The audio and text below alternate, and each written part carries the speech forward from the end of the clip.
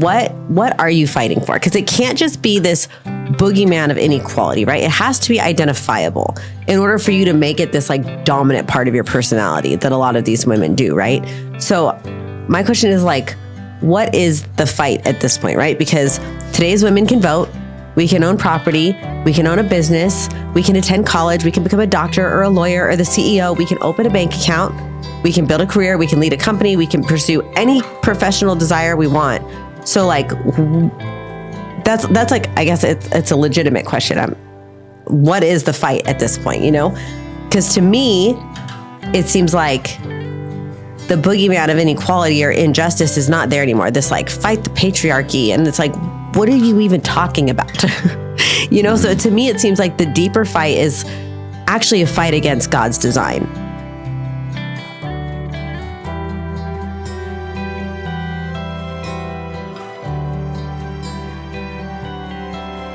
And welcome back to another episode of the Married With The Mugicas podcast. We are so excited that you're here. We are Richard and Haley Mugica. We have been married for 13 years.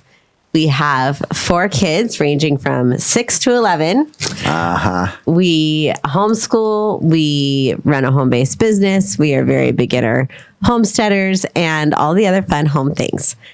And we love marriage. And our goal with starting this podcast is just to help other couples to enjoy their marriages and to see marriages thrive. And that's why we're here.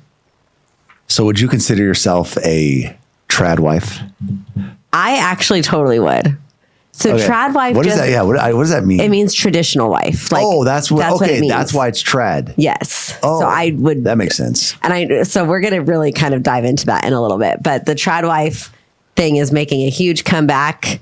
And I think that's a fantastic thing. I think that's a great thing. And I would very much so consider myself to be one. I am a trad wife. Does that make me a trad husband? Yeah, I guess so. Is that I don't think that's a thing, but I think we can call you that if you want. I'm a trad husband. I like it. So we have not recorded in we had 3 solid weeks. So this is our 4th week where we're finally back. So I'm feeling a little rusty, a little out of practice. We're really going to dive in right head first with a good one today. That's great. But tell the people, where have we been? What have we been doing? Well, tell the people. We went to Italy. Yes. Did a little Disney cruise action, which was really cool. The Disney Cruise Line did a really good job. If you have kids and you want to just have a good time, I think that was a perfect experience. It was awesome. Yeah, it was awesome. And then we visited Italy, right? So we went to Mykonos, we went to Corfu, we went to Dubrovnik in Croatia, we went to Malta, went to Rome, went to your favorite, Chania, Greece. Chania, so Greece. Cute. So it was a vacation, but it was also jam packed. Oh, it was and jam-packed. the kids, a lot of walking. Dude, if you go to Italy, like, you're going to eat good food. You're going to, eat a lot. You're going to walk a lot, and you're going to have a net negative. Like, you're going to lose weight. I lost 3 pounds. I lost a couple pounds. I came home 3 pounds lighter, and I felt like I was eating like crazy. I was like, dude, I'm just eating.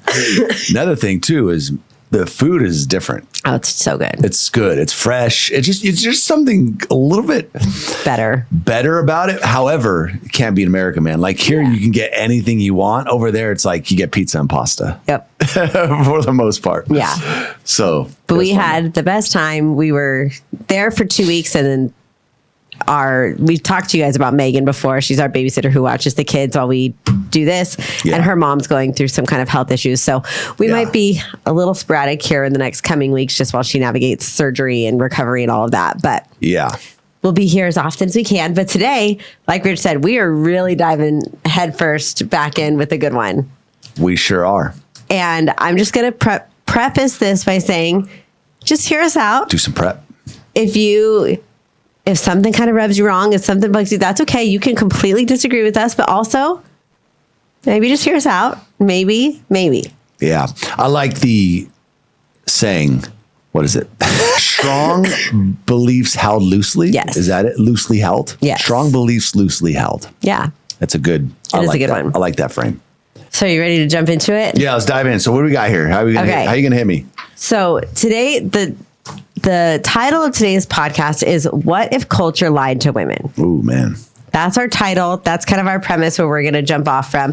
And it's just kind of going to explore this kind of push that we had over the last 50, 60 years of modern feminism and why that was maybe not a good thing and why it maybe didn't serve women like it was sold to us that it was going to. A good bill of goods. We were kind of sold a bill of goods that didn't really pan out. So I want to kind of explore that idea. And I've told you guys before, I very, very proudly call myself an anti-feminist. So that's kind of going to be the bend with this podcast. But like I said, if that bothers you or if that's off-putting at first, that's okay. But just hear me out. And if you want to stick on your feminism bandwagon, go ahead and do that. But just hear me out. Yeah. Right? Well, I think it's good too to maybe define terms because... Yes, you got to define the terms. So define the term. So I'm talking... I'm sorry, I have this cough that you guys are going to hear for the next... My cough never ends. So modern feminism specifically. So the beginning of feminism, I think we can all get behind as a good thing. And that is... the right to vote, the right to property ownership, the right to opening a bank account. Like these were good things for women, but we've had those things for a really long time now. So now, and there's other parts of the world that still don't have those things. Mm-hmm. And so I think we have to really appreciate those and see those for the good that they are, but then also ask ourselves, but like, what are we still marching for? And I think that this like girl boss, I'm going to be the CEO, I'm going to be in charge, I'm going to go out into the marketplace and I'm going to provide, maybe wasn't a good thing. Mm-hmm. Like maybe we took feminism a couple steps too far. Mm-hmm. You know what I mean? Mm-hmm. So does that define the term? Yeah, I think that defines it. Yeah. Yeah. So that's what I mean by modern feminism. I think the beginning of feminism, the origin of feminism was a great thing. Yeah. And then kind of we got what we wanted. It kind of just went too far. Yeah. It's like we didn't know when to stop. Yeah. 100%. Bless you. Does that happen to anybody else? Like I get a cold and I get over it and then I literally have a cough for a minimum of 6 weeks. Just lingers. It's very, very annoying. So like I said, the original part of feminism that I think we'd all agree with, the right to vote, the right to property ownership, the right to education, protection from abuse, equal legal standing, opportunities that have been unfairly withheld. Even like, they talk about the gender pay gap, which they've actually done studies and shown that it is not a real thing. If you take a man or a woman with equal skill set, you're going to have equal pay. The problem is that a lot of women don't have the equal skill set, but they want the equal pay. Yeah, for sure. And then that gets into a whole other conversation because then you have, the women are having children and they're wanting to raise their children and they're wanting to prioritize the children. So then their skill set is suffering. You're saying, well, that's not fair. It's like, we just listened to an Alex Hormozi podcast yesterday where sometimes you have to be willing to make the trade-off. Sometimes you can't have everything. You can't have a house with a mountain view that's on the beach, that's really secluded and private, but also within walking distance to restaurants. Sometimes you have to be willing to take... Yeah. You have to be willing to... not sometimes. All of life is just trade-off. Yeah, you have to be willing to take the trade-offs. And so if you want to spend your time prioritizing your children and focusing there, you have to be willing to take the trade-off that like, okay, my skill set is going to suffer and therefore my income capability is going to suffer. 100%. Or you have to say, okay, you know what? I really want to be the CEO and I really want the income. And so I'm going to sacrifice my time with my children.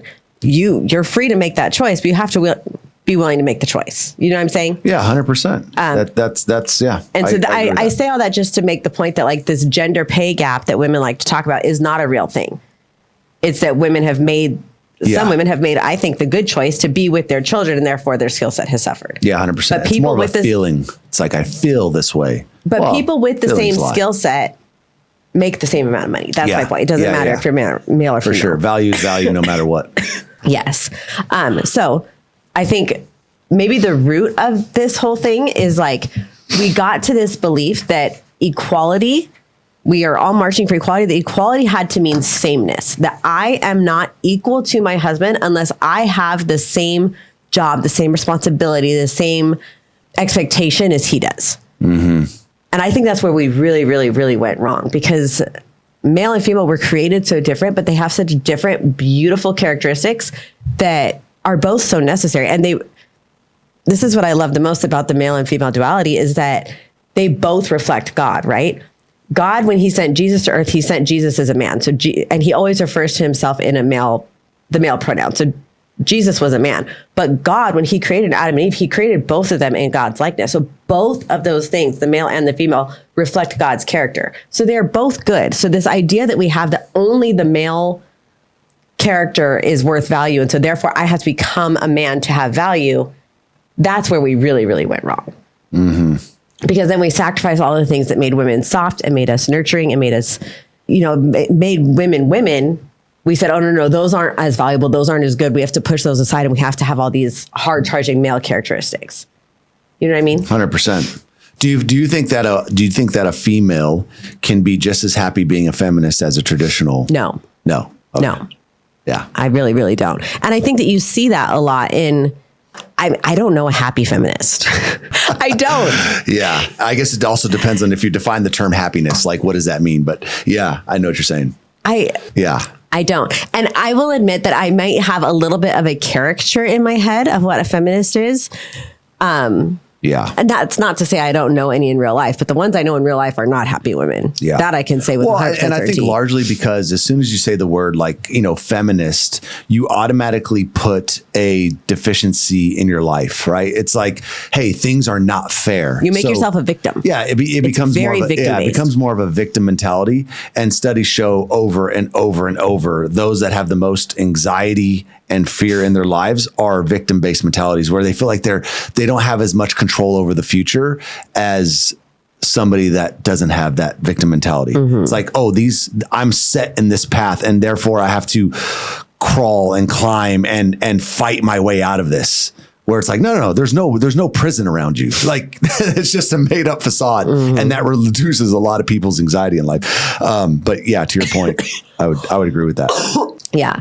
Please don't count them. You're already making me uncomfortable. We'll put the number of costs at the end of the episode. But instead, I ask the question: Can two things be equal without being interchangeable? Can two things be equal without being interchangeable? Mm-hmm. Dude, my brain is trying to understand what that means.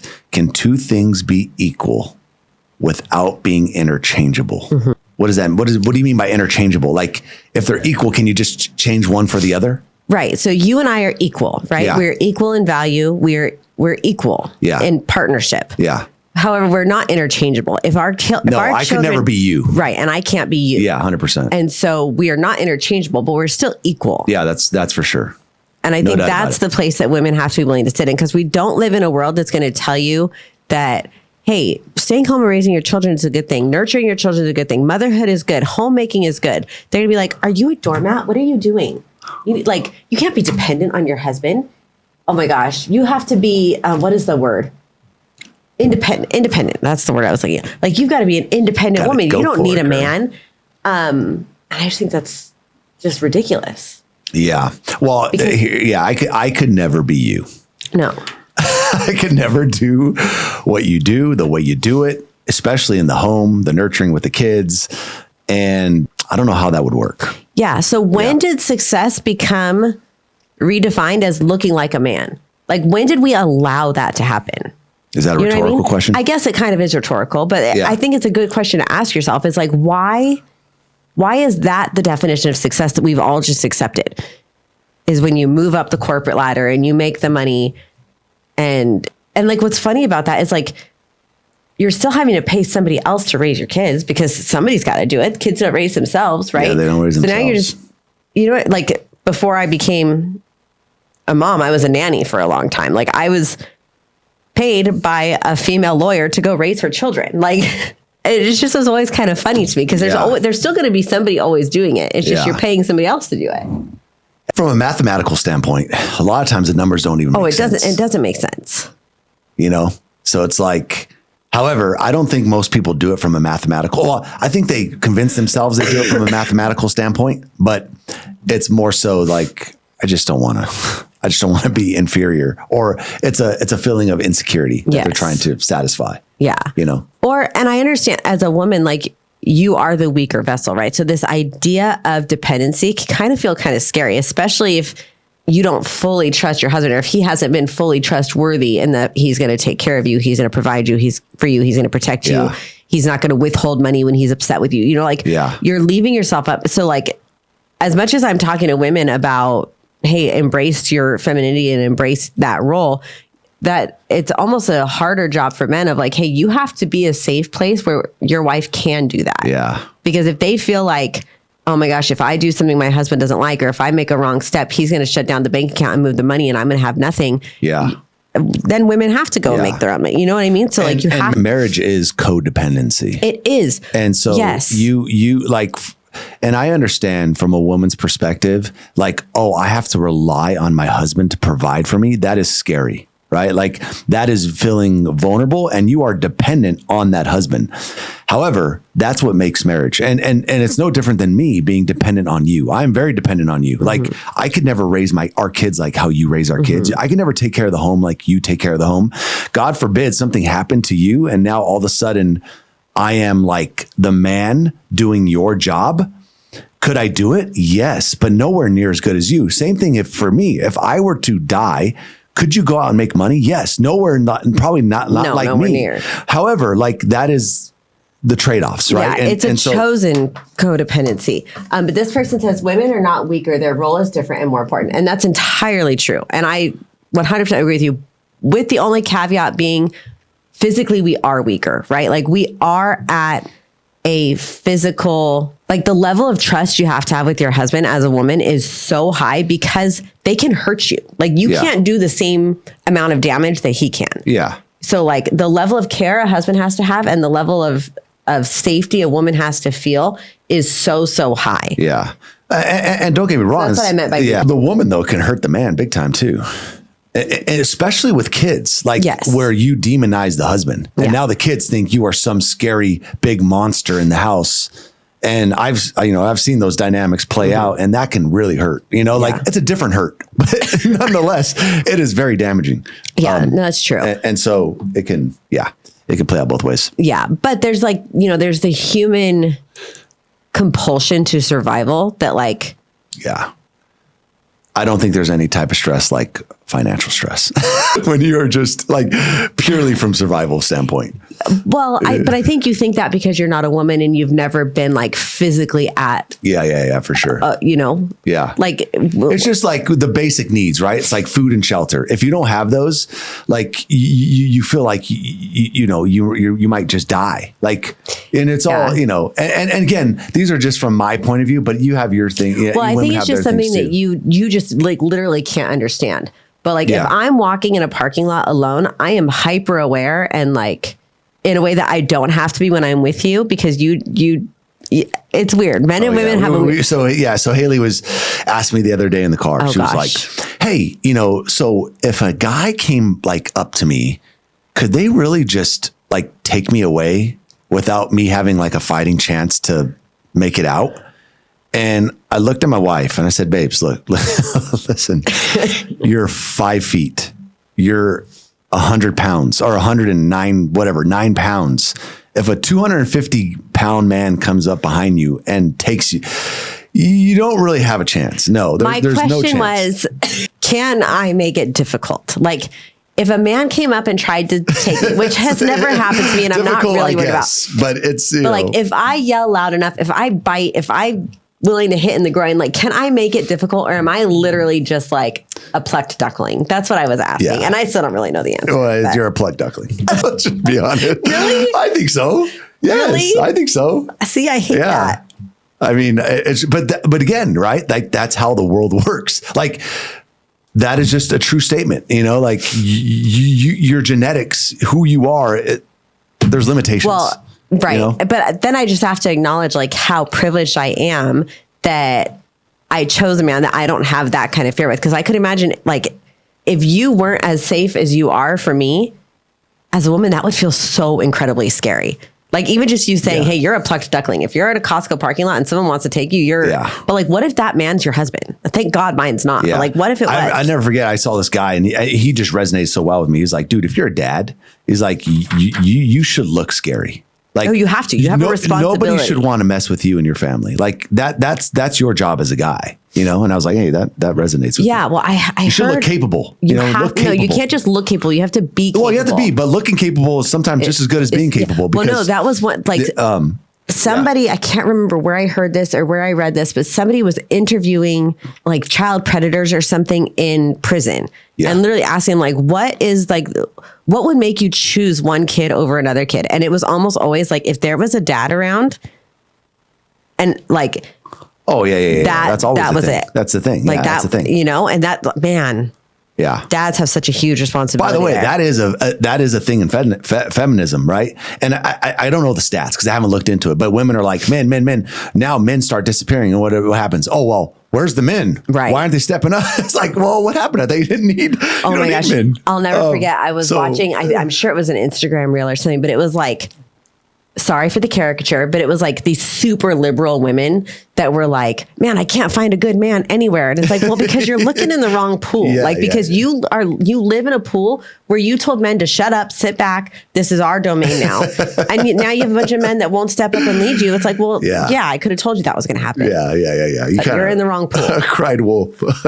Or what is it? Is it cried wolf? I don't think cried wolf is appropriate there, but maybe. It is what it is. So the next question is, did feminism remove pressure or multiply it? So today's woman is expected to be a successful professional, a devoted wife, a perfect mother, financially independent, a lot of pressure, physically fit, emotionally available, spiritually grounded, socially active, beautiful, and productive. You're supposed to be all of those things. Yeah, it's tough. It's not tough. It's impossible. It's impossible. Yeah. It's impossible to be all of those things. Like maybe pick 3. I know. It's so funny. We talk about like how, you know, men as they age, they just get better looking and the grays, the wrinkles, all the, you know, then women, it's like, oh, well, you got to fix that. You can't have the wrinkle. You got to go gray. dye your hair. Don't you get gray? It's true. It's tricky. It's because, you know, like it's tough. Richard has the gray in his beard. He's got gray in his hair and he started to get wrinkles. And I'm like, man, it's so sexy. Like, don't touch it.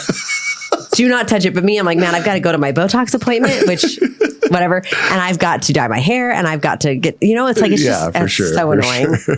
But that's the world we live in. That's funny.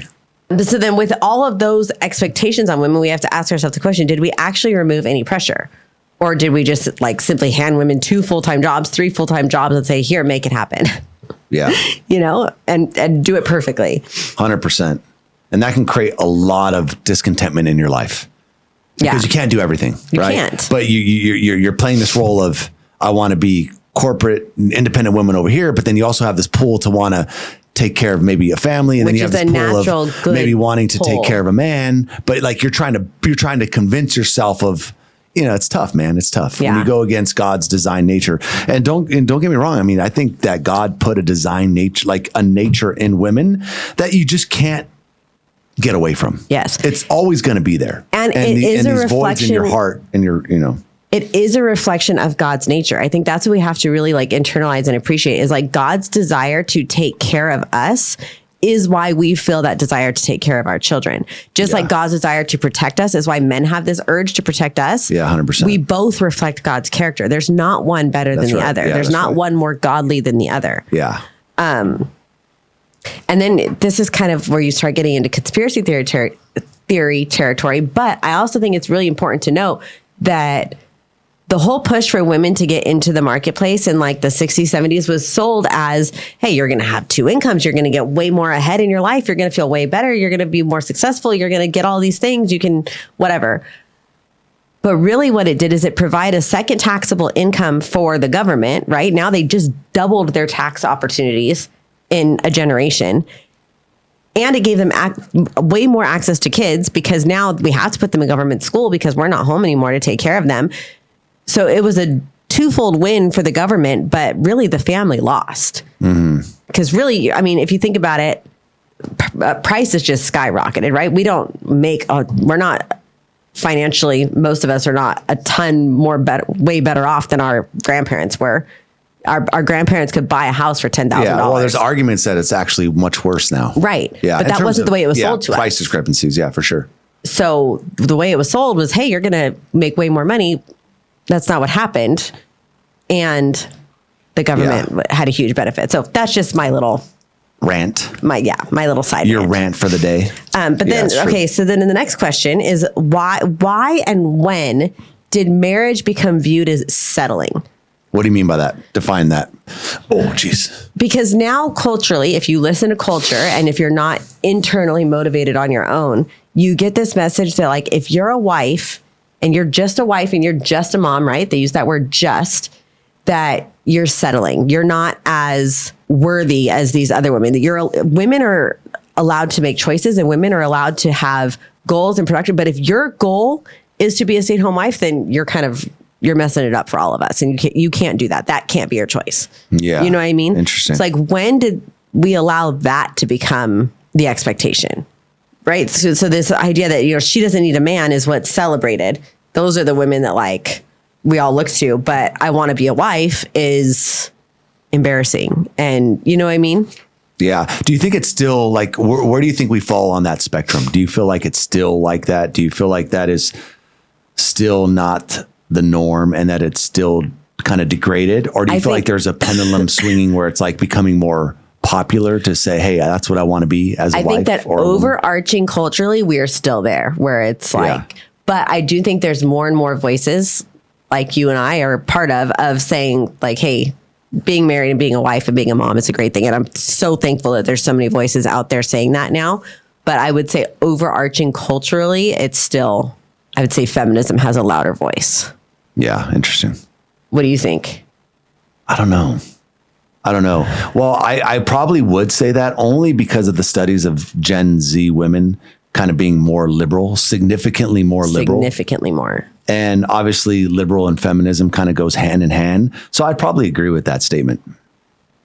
Overarching. Mm-hmm. Well, and I just look at like my own life and growing up, almost all my friends' moms were stay-at-home moms. Like I had a couple friends whose moms worked, but like now I don't have anybody in my life that's like strictly a stay-at-home mom. My sister-in-law is. I have one sister-in-law who is still a stay-at-home mom.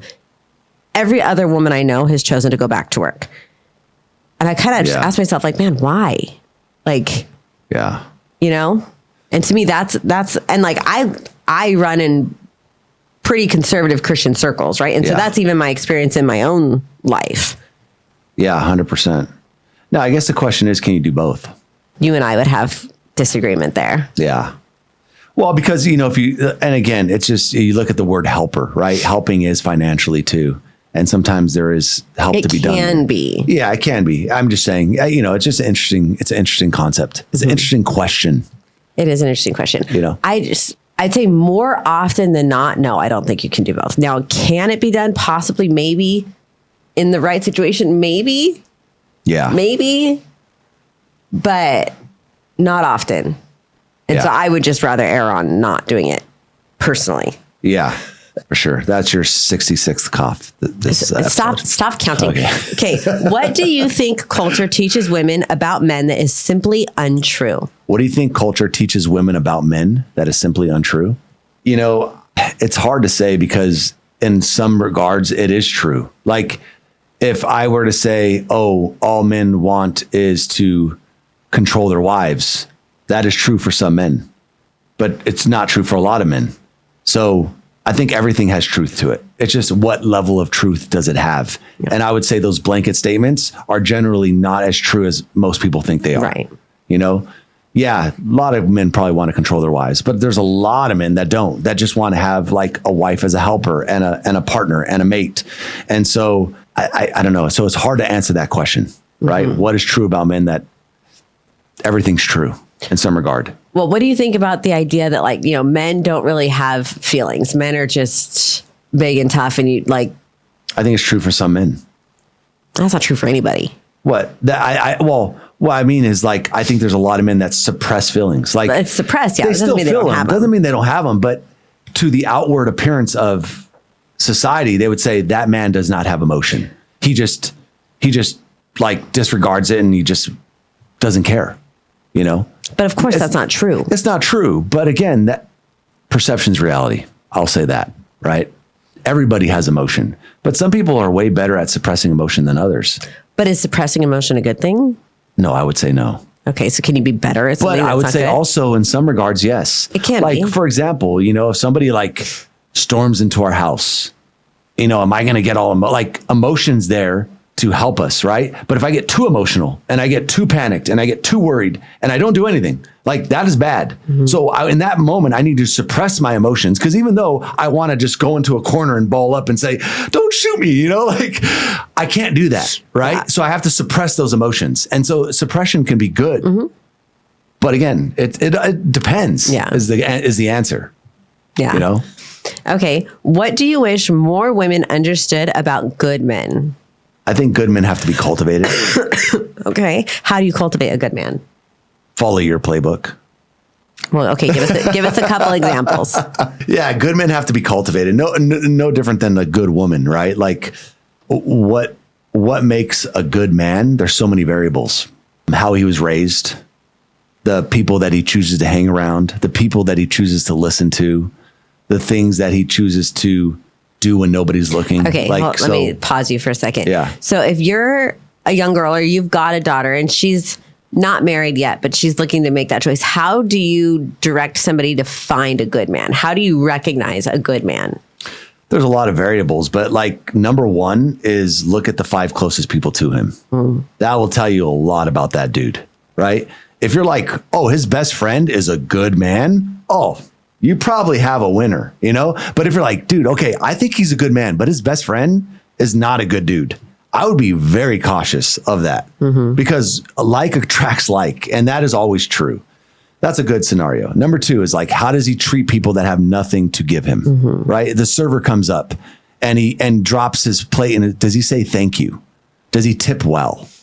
He has nothing to receive from that person, right? Number 3 is like when things go bad. We talked about this before, but when things go bad, people's true colors come out, right? So if you haven't seen them when things are bad, it's hard to know who is this guy, I mean, those are just some examples, but number 1 is I think your proximity is a lot. Yeah. Right. If you got 4 weird friends, guess who the 5th weird dude is? That's so true. You got 4 broke friends. Guess who the 5th broke friend is? Right. Yeah. It's like that will always be true. Yeah. Okay. What makes a husband feel deeply respected? Feel deeply respected.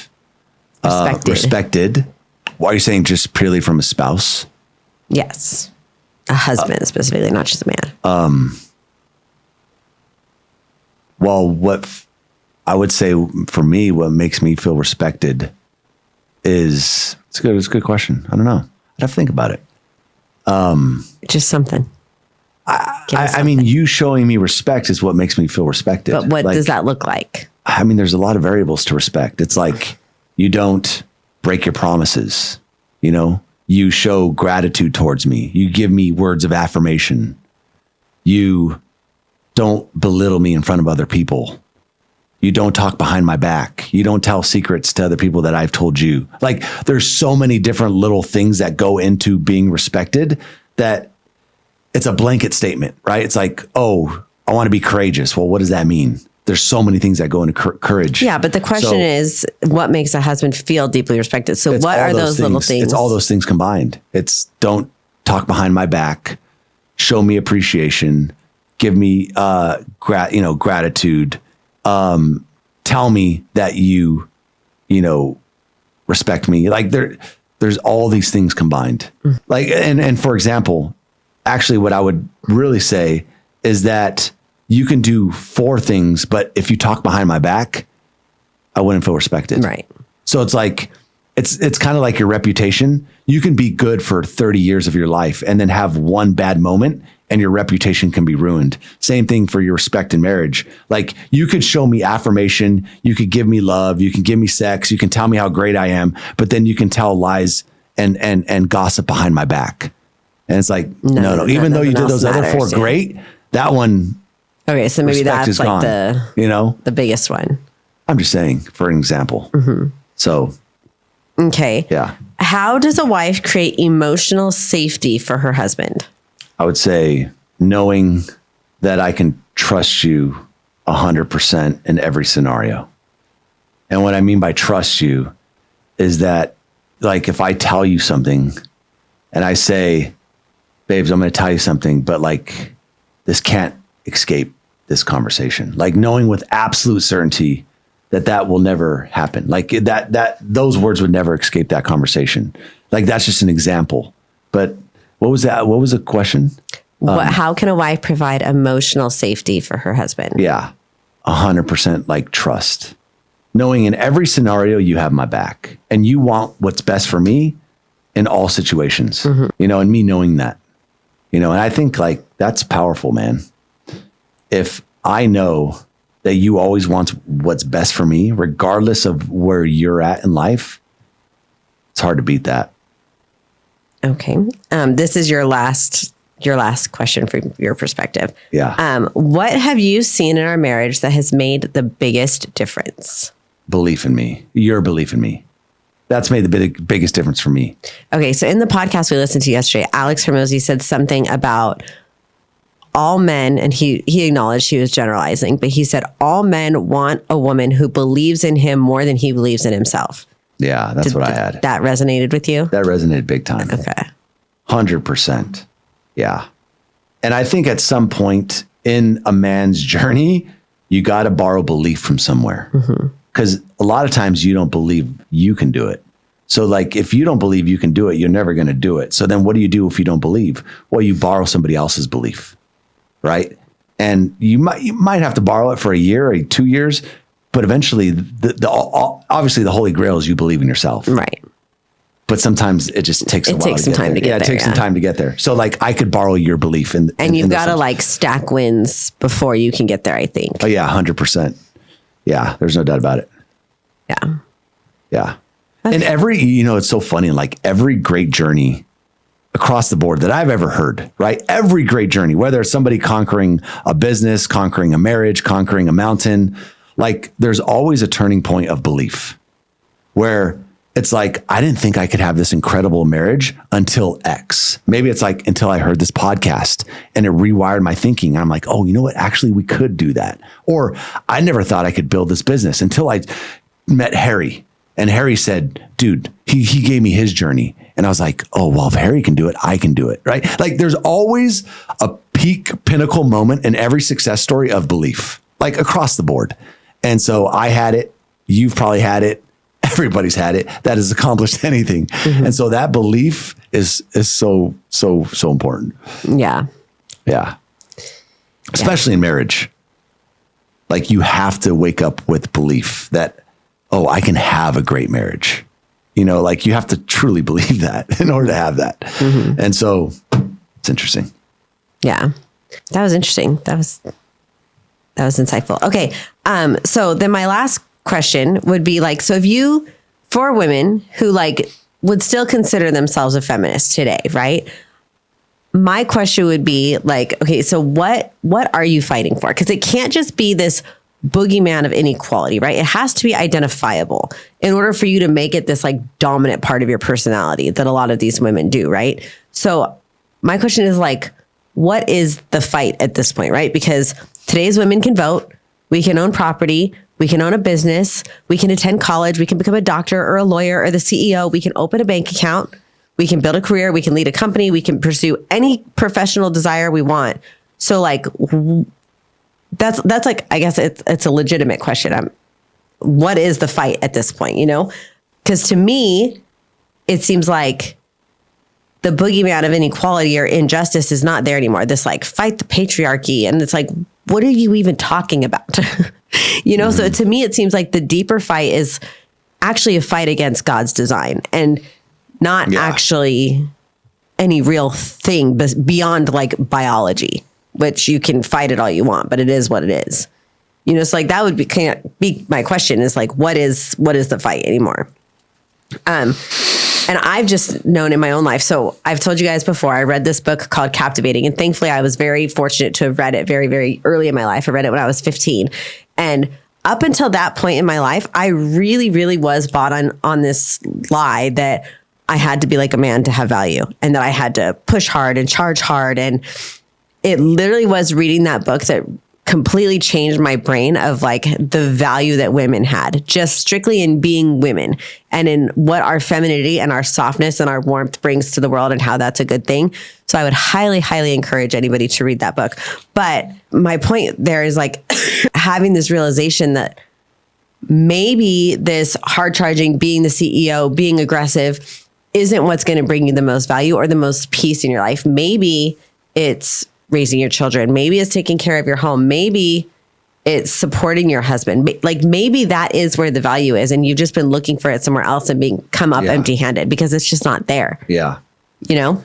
I think it's very hard for anybody who is not biblically grounded and believes in Christ and believes in the Bible to accept the Christian worldview and the biblical view of marriage. Like as soon as you say, wives, submit to your husbands, if you don't have a biblical lens and Jesus living inside of you, you will refute that statement. Mm-hmm. Like you'd be like, that don't make no sense. I am not going to submit to nobody. Right. Like, so I think that is maybe the greater issue is like, okay, what's there to fight about? Like women have the same this, the same that, the same this, all true. However, when you introduce a statement such as you need to support your husband to be the best version of himself, and he is like the head of the wife and the woman is the weaker vessel, radical concepts to a non-believer, to a secular, like I understand that. I get that. So I think feminism will always be a thing because straight up women will just reject that worldview. I am not submitting to nobody. I am not going to be the weaker vessel. I am not going to say my husband is the headship of this. Like that ain't going to happen. And so because of that, I think we'll always have that battle. Even though the boogeyman doesn't exist, I would say that the biblical worldview of marriage can seem very radical to a non-believer. And I have some sympathy for that. Yeah, I can understand that. But I also think that, like the Bible says, the heavens declare the glory of God, right? And so to me, that just screams that whether you acknowledge the Bible or you acknowledge God or not, his design and his premise is there regardless. Yes. And so you can fight against it, but you're not going to change the design.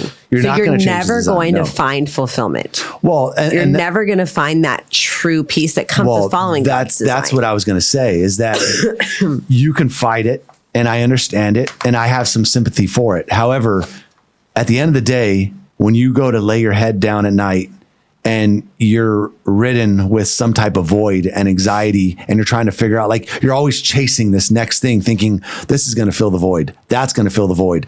I'm going to get the promotion. I'm going to run the business. I'm going to be independent. And then you get there as a woman and you're like, well, I still don't feel the way I thought I was going to feel. Why? Well, it's because the ultimate design is not being fulfilled. Yeah. And you can run as fast as you want, but you're never going to get away from that conclusion. Yeah. Right? So well, and I also think it's super, super important for women to know and for people in general to know that like the Bible and God is not anti-women at all. Yeah. I think like there's a story it's in the Old Testament where the man dies and he only has 3 daughters. And the way the law was set up was that the property rights and the inheritance went to men. And so his inheritance went to no one. And these women went to the judge at the time and said, hey, this isn't right. Our father worked for this. And the judge gave the women the property right. So this is from Old Testament time all the way through Jesus, right? Jesus decided to reveal himself in his resurrected body to women first. In Jewish culture, that was like the least believable person he could have revealed himself to. And he chose to do it to the women because God has a very, very high value of women. So it's the same value of men as women. Exactly. Like, there's no difference of value. And so we have this other extreme, which I'm just going to call it what it is, right? Where you have the religion of Islam, which is very, very anti-women. And those women have to submit and they have to shut up and they are not allowed to speak up. And you have Sharia law where they're not allowed to show their hair and they can't show their ankles. And that is true. That is true. Oppression. That is not what Christianity is. Yeah. God has a very, very, very high view of women. In fact, women, like I said 1,000 times on this podcast, women are a reflection of God just as much as men are. And so I want people to hear that like that's God's heart for women. What we're trying to say is not that women are less than or are not equal to. We're trying to say that they are very equal in their role. And that their role is enough and that their role is beautiful and their role is good and that they don't have to be a man to have value. I think that's the whole point. Yeah. And that's where feminism went really wrong. Yeah. I'm not competing to be you. You're not competing to be me. And we shouldn't compete to be each other. Like I feel like that should just be obvious. it's I have different talents, you have different talents, you have a different design, I have a different design, and that's just the way it goes. But you know, like there's the premise in like child psychology where like we do, oh gosh, I can't even remember what it is. But like if a child has seen a dog and they know that a dog has fur and it has 4 legs and it has a wet nose, that's a dog. So then they meet a cow and they're like, okay, this has fur and it has 4 legs and it has a wet nose, that's a dog. It's like, no, that's a cow. This is a dog, that's a cow. I don't want people to hear us talking about. The cow does different things than the dog. Okay, but I don't want people to hear this and be like, okay, you're saying this, and so I know what that dog is. It's Islam. It's like, well, no, that's very, very different. Like their view on women is not what we are saying. So that dog is not the cow. If you know what I mean. So if we try to like generalize and put things in boxes, I just want to make sure people aren't putting Christianity in that box or like a traditional worldview in that box. It is a different box. I think that's important for people to know. For sure.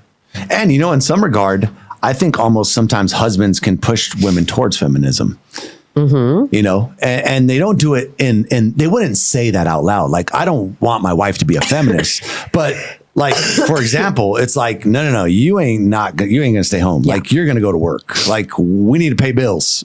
Like, that's what we do. You're going to work. And the wife might be like, well, babes, I want to do X. It's like, no, you ain't doing that. So like in some regards, like you as a husband can cultivate that too.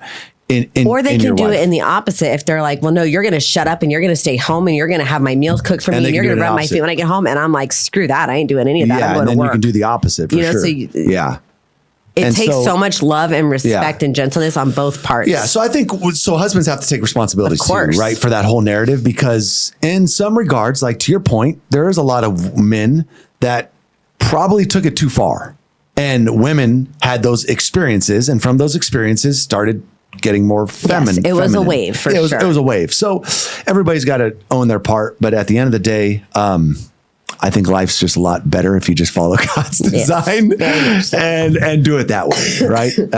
So can't beat that. Yep. Well, you wrap us up here. What are the business? You wrap us up. I don't know all the business. There's no businessy things. It's follow, like, subscribe, the whole thing. Yes. Yeah. Yes. The best way you guys can help us out is if you like, subscribe, share this episode with your friends if you think they would enjoy it. We don't make any money off this podcast. We don't promote the podcast. We don't promote the podcast. Our goal is literally just to help marriages. Give some value, hopefully. Just give some value. So spit some game. Share it with your friends. Follow us on Instagram, TikTok, YouTube. All the platforms. All of the platforms. But Instagram is the only one where Rich and I are actually active 100%. And we'll see anything. And marriage resources down below. Yes, marriage resources. You want to grow your marriage, you want to have a better biblical marriage, we have links in the description that can help you. Some free, some are paid. Depends on how deep you want to go. But we hope you enjoy. Yep. What else? That's it. That's it. We'll see you next week. Thank you. All right. Thanks, guys. All right. Love ya. Peace out.